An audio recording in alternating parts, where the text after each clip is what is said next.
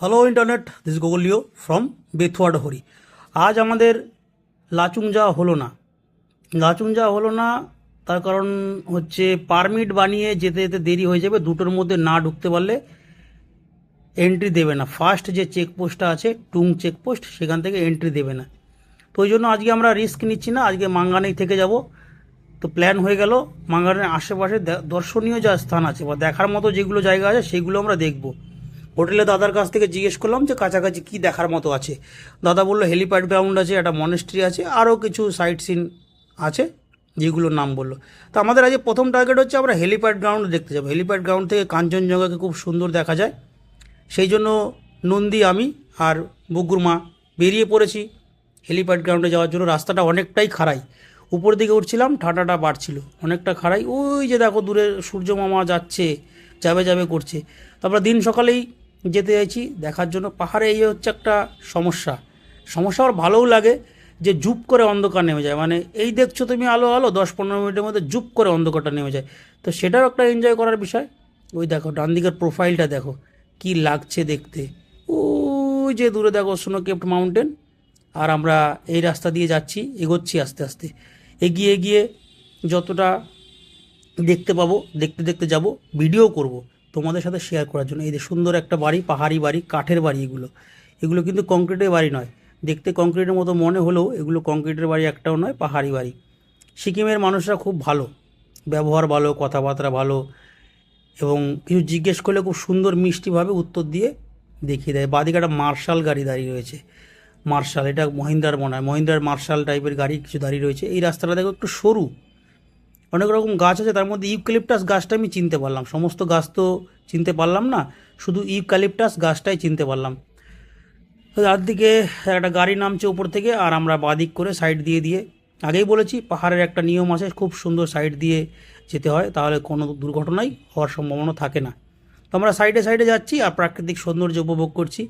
প্রাকৃতিক সৌন্দর্য উপভোগ করাতে ক্যাপচার বেশি করা হচ্ছে, যেহেতু তোমার আমি চালাচ্ছি, রাইড করছি, ওই জন্য খুব এদিক ওদিক ঘোরাঘুরি করা যাবে না বা করছি না, খুব সাবধানতা নিয়ে এগোচ্ছি। আর মাঝে মাঝেই হট করে ব্যাক চলে আসছে, তো এই বাঁকা জায়গাগুলো খুব ভয়ঙ্কর হয়, সামনে থেকে কোনো গাড়ি আসছে কি না বোঝা যায় না।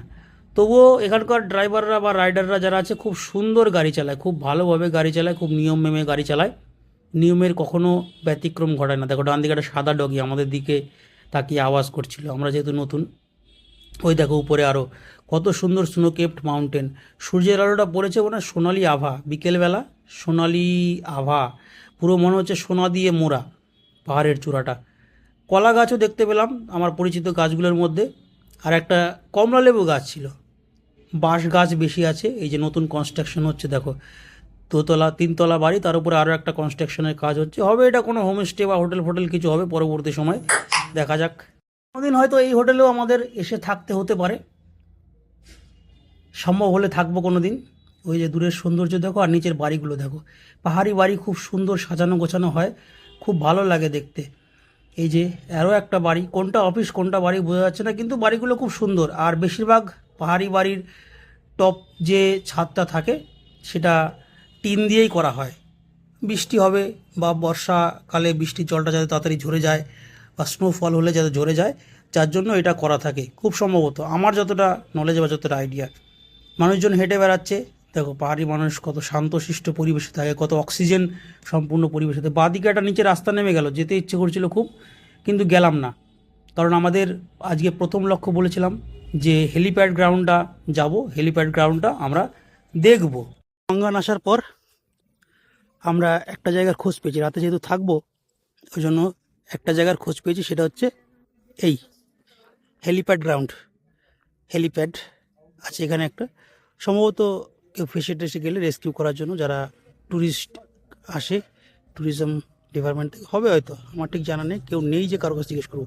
এখানে হেলিকপ্টার দাঁড়ানো রয়েছে, আর ঠিক উল্টো দিকে দেখো কাঞ্চনজঙ্ঘা লাল হয়ে রয়েছে, মনে হচ্ছে আগুন বেরোচ্ছে। দেখো আস্তে আস্তে জুম করে দেখো, মনে হচ্ছে আগুনের শিখা বেরোচ্ছে, কিন্তু না, একটা মেঘ, আর মেঘে আলোটা পড়েছে সূর্যের আলো, যার জন্য মনে হচ্ছে যেন আগুন বেরোচ্ছে কাঞ্চনজঙ্ঘা থেকে।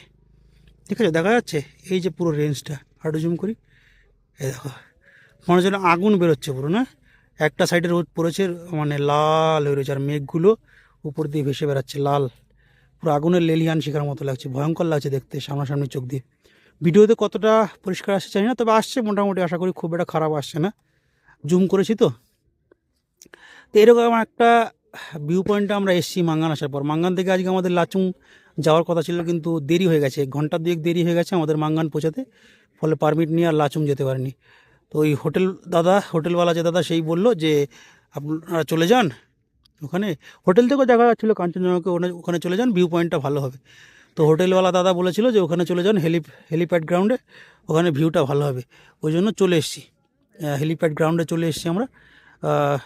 ভালো লাগছে এখান থেকে কাঞ্চনজঙ্ঘাটা দেখতে। আর এই যে ঠিক ভালো লাগলো, তো ঠান্ডা লাগছে। আর একটা মনেস্ট্রি আছে, মনেস্ট্রির ওখানেও যাব, ভালো ঠান্ডা লাগছে।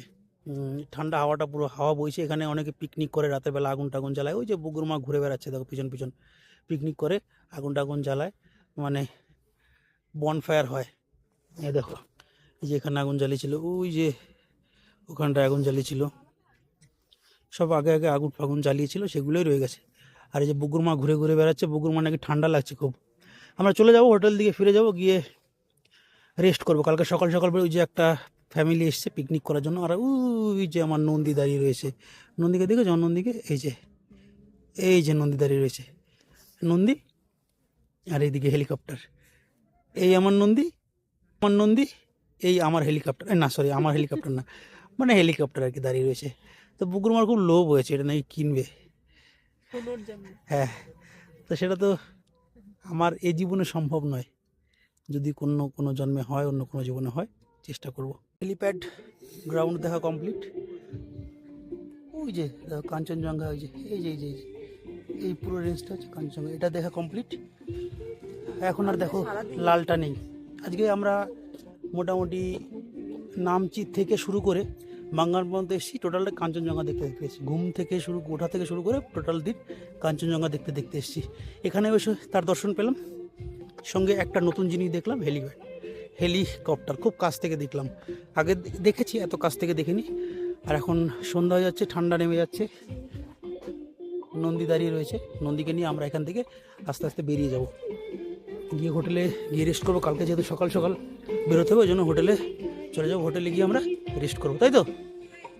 হেলিপ্যাডের নিচেই খুব সুন্দর একটা হোমস্টে রয়েছে, হোমস্টেতে ক্যাম্প ফায়ার চলছে, চারিদিকে চেয়ার লাগিয়ে সবাই বসে রয়েছে, আগুন পোয়াচ্ছে। আর দুটো দিদি খুব সুন্দর নাচানাচি করছে, নেপালি গান চালিয়ে নাচানাচি করছে।